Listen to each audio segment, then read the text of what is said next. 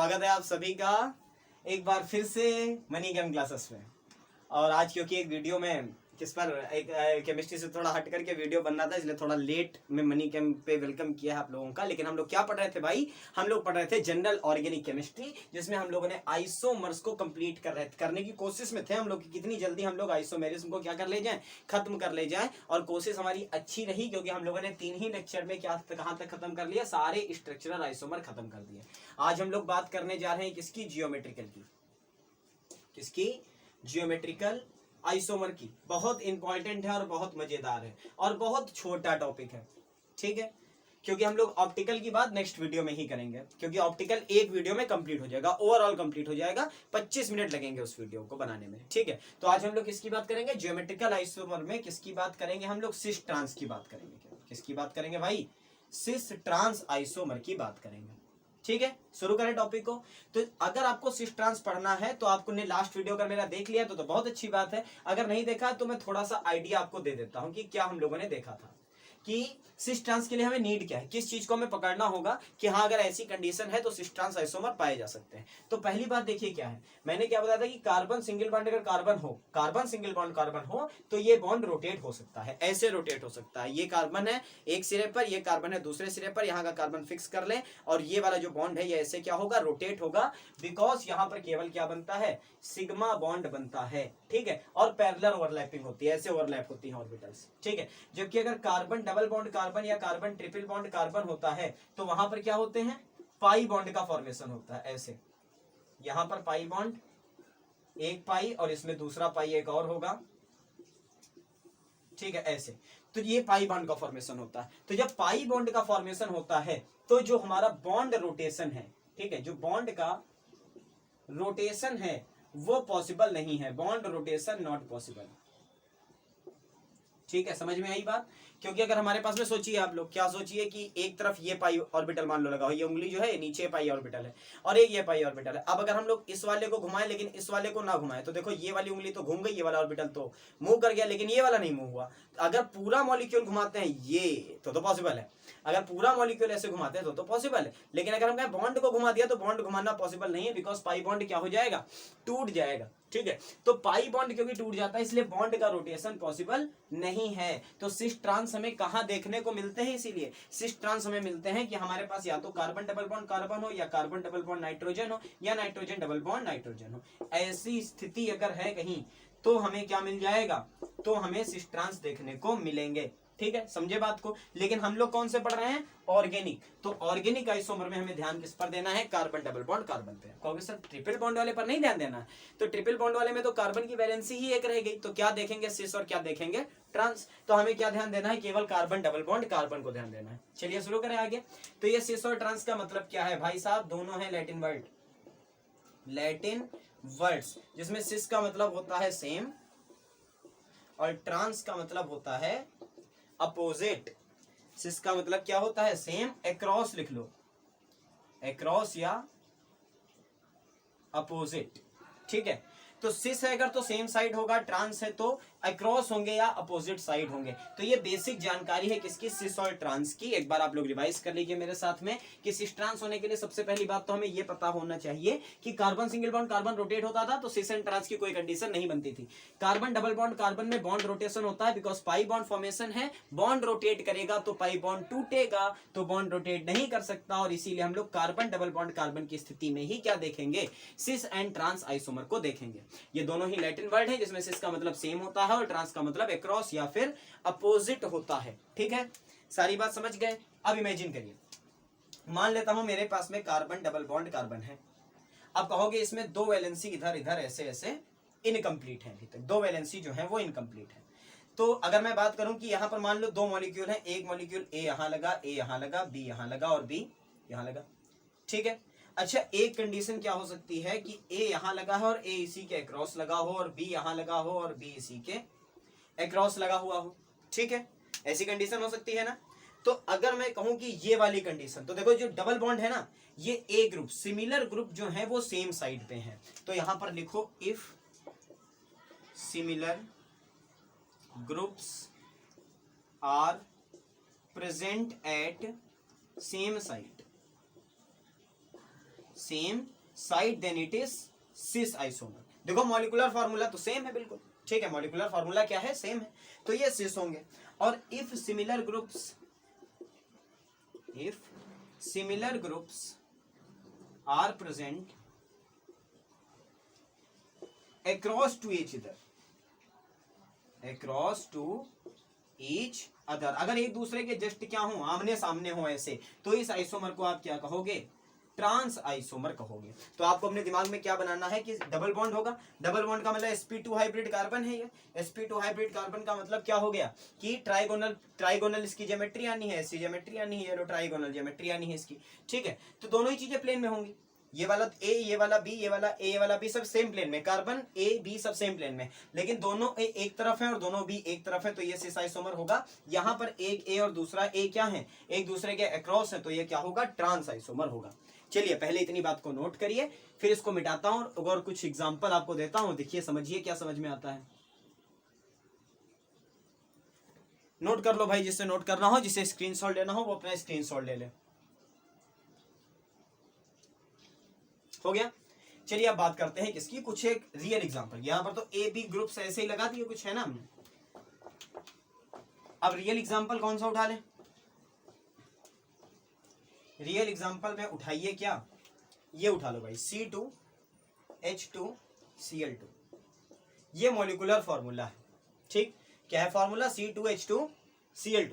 तो हम लोग क्या कह सकते हैं, हम लोग क्या कह सकते हैं कि ये किस तरीके से प्रेजेंट हो सकता है। मान लो हमारे पास दो कार्बन है, ये दो कार्बन, दो हाइड्रोजन है, क्या है, दो हाइड्रोजन है। तो अगर एक हाइड्रोजन यहां पर है और एक हाइड्रोजन यहां पर है, एक Cl यहां पर है और एक Cl यहां पर है, तो ये देखो ये दोनों Cl जो हैं ये क्या है, एक दूसरे के सिस पोजीशन पे हैं। लेकिन अगर इसी को मैं बना दूं एक Cl यहां पर, एक Cl यहां पर, एक हाइड्रोजन यहां पर और एक हाइड्रोजन यहां पर, तो ये किस पोजीशन में चले गए, एक दूसरे के ट्रांस पोजीशन में चले गए, ठीक है। अच्छा, बच्चों के दिमाग में क्या आता है कि सर जी क्या ऐसे नहीं हो सकता था कि एक ही कार्बन पे दो हाइड्रोजन लगा दो और एक ही कार्बन पे क्या लगा दें, दो Cl लगा दें, ऐसा हो सकता है क्या। तो ऐसा नहीं हो सकता है फिलहाल, अगर एक्सेप्शन की बात करें तो हो सकता है, लेकिन अगर हम लोग क्या करेंगे, इस यूनिट को बात कर रहे हैं तो दोनों Cl में से एक एक Cl को इक्वली डिस्ट्रीब्यूट करेंगे ना। एनालॉजी जब पढ़ोगे तब पता चलेगा कि अगर हमारे पास में इसकी सिंपल यूनिट देखे तो क्या है, CHCl, यही तो है, दो कार्बन एक, दो हाइड्रोजन, दो कार्बन दो क्लोरीन, तो एक कार्बन एक हाइड्रोजन एक क्लोरीन इसकी क्या है, यूनिट है। तो एक कार्बन एक हाइड्रोजन एक क्लोरीन, एक कार्बन एक हाइड्रोजन एक क्लोरीन आपस में मिलकर के बना हुआ होगा, ठीक है, समझे बात को ना, क्या कहने की कोशिश है। तो हमारे पास में ये वाला क्या आएगा, ट्रांस आएगा, और ये वाला क्या आएगा, सिस आएगा। चलिए अब एक बात और ध्यान दीजिए कि trans is more stable than cis, ठीक है, लिख लो, trans is more stable than cis. Cis product से ट्रांस प्रोडक्ट ज्यादा स्टेबल होता है,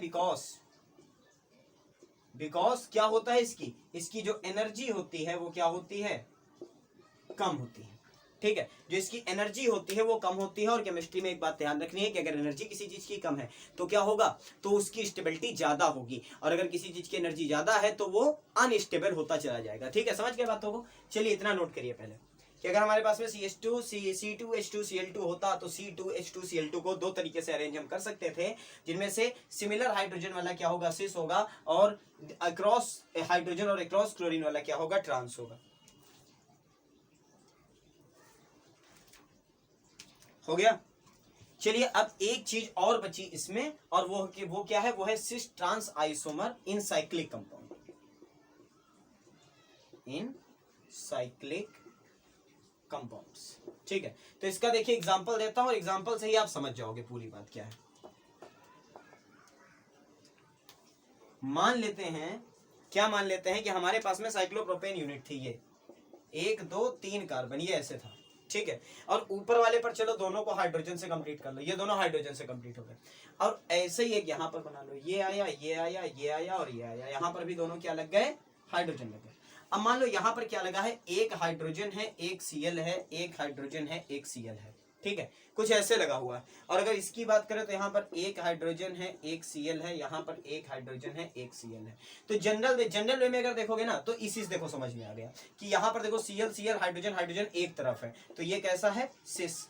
यहाँ पर Cl Cl हाइड्रोजन अक्रॉस है, Cl भी अक्रॉस है, तो ये कौन सा हो गया, ट्रांस। बट इस वे में ना समझ करके आप एक और चीज समझिए कि यहाँ पर जो कार्बन है उसने देखो चारों सिंगल बॉन्ड बनाया, तो ये sp2 हाइब्रिड नहीं है। मैंने क्या कहा था कि कार्बन डबल बॉन्ड कार्बन होगा तभी सिस ट्रांस बनेगा। आप कहोगे सर यहाँ पर तो सब सिंगल बॉन्ड है, बट कार्बन ने देखो चेन बनाई है ना, जब तो चेन बनाई तो हर एक कार्बन ने कितने बॉन्ड बना रखे हैं, 2 बॉन्ड तो बना ही रखे हैं। ठीक है, हर एक कार्बन ने क्या बना रखे हैं, 2 बॉन्ड बना रखे हैं, और बाकी के 2 बॉन्ड पर ग्रुप से लगे हुए हैं। मतलब कार्बन का कार्बन के साथ, ठीक है, 2 और बॉन्ड अगर बन गया है तो सिस ट्रांस आइसोमर क्रिएट हो जाएंगे। ठीक, बात समझ गए ना। जरूरी नहीं है कि डबल ही पाया जाए। यहां पर देखो एक इस कार्बन के साथ, एक इस कार्बन के साथ है, तो इक्विवेलेंट वो डबल बॉन्ड के ही हो गया। ठीक है, अच्छा एक बात और बताऊं, अच्छी बात बताता हूं कि ये वाले जो कार्बन है ना, ये बेसिकली sp3 हाइब्रिड है। कैसे हैं, sp3 हाइब्रिड।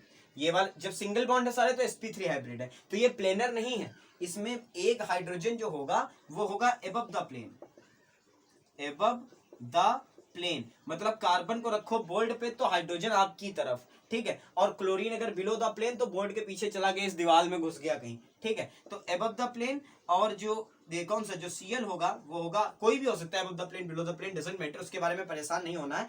बट अगर हाइड्रोजन एबव द प्लेन है, ये लिख लो, ये लो, क्लियर हो गया। If hydrogen is above the plane then Cl is below the plane.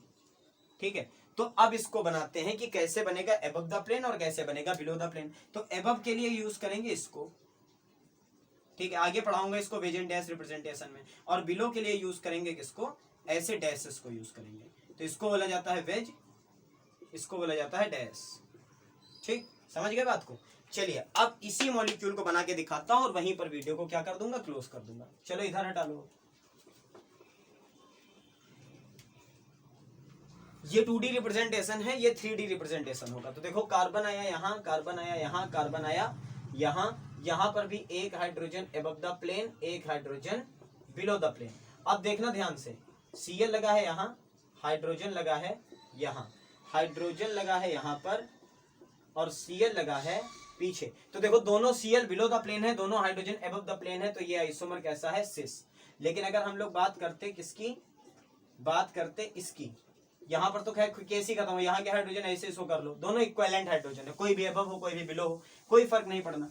ठीक है, लेकिन यहाँ पर क्या हो, अगर यहाँ पर हो जाए ऐसा कि एक Cl है यहाँ पर और एक Cl है यहाँ पर, यहाँ का हाइड्रोजन एबव है और यहाँ का हाइड्रोजन बिलो है, तो देखो एक हाइड्रोजन एबव है, प्लेन के बाहर है, एक हाइड्रोजन प्लेन के बाहर है, एक हाइड्रोजन प्लेन के पीछे है, एक Cl प्लेन के बाहर है और एक Cl प्लेन के पीछे है, तो ये कैसा हो गया भाई, ट्रांस आइसोमर। चलो इमेजिन करवा देता हूं, मान लो ये बॉन्ड है, ये वाला बॉन्ड ये है, तो कहने का मतलब क्या है, ये वाला Cl आपकी तरफ, ये वाला Cl पीछे की तरफ, ये वाला हाइड्रोजन पीछे की तरफ, ये वाला हाइड्रोजन आगे की तरफ। तो एक Cl देखो यहां लगा, ये वाला Cl हो गया, और दूसरा Cl कहां हो गया, दूसरा Cl यहां हुआ। ठीक है, तो ये Cl ट्रांस है, ये वाला हाइड्रोजन ट्रांस है, जबकि ये वाली कंडीशन क्या है, दोनों Cl बिलो द प्लेन, दोनों hydrogen above the plane, this is the single bond, this is the both hydrogen, ये दोनों हाइड्रोजन है जो कि सिस हैं, और दोनों क्लोरीन कहाँ है, जहां पर मेरे दोनों अंगूठे ये दिखाई दे रहे हैं, पीछे ये हल्के हल्के दिख रहे हैं पीछे, तो बस यही क्या है, दोनों क्लोरीन है, तो ये सिस पोजीशन थी और ये वाली कौन सी थी, ट्रांस पोजीशन थी। ठीक है, बस इतनी ही जगह पर आपको सिस एंड ट्रांस आइसोमर देखने को मिलेंगे। समझ गए बातों को पूरी तरीके से। अगला टॉपिक है हमारा ऑप्टिकल आइसोमर, ऑप्टिकल आइसोमर।